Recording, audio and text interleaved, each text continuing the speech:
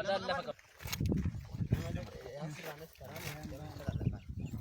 Ilmaan Oromoo nuti hambaan aanolee nuti hambaan azuulee nuti hambaan calanqoo nuti hambaan calanqoo nuti hambaan ashuutee nuti hambaan ashalamoo nama seenaa kenna haalu waakkatu fuuldura dhaabachuuf qophiidha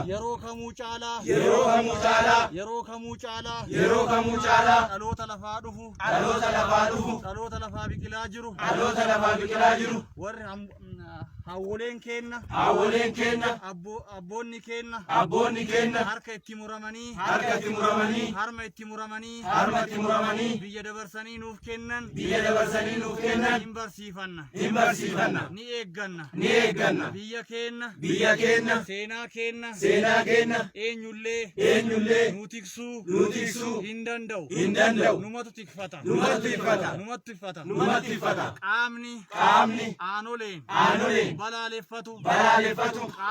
qaamni seenaa dabare balaaleffatu qaamni nugusa jedhee nutti dhaadheffatu hundaa ni balaaleffanna sirna naftanyaa ni balaaleffanna eeboon lammataa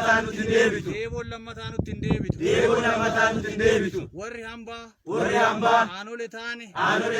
seenaa duraanii ta'e hundaa komatti qabannee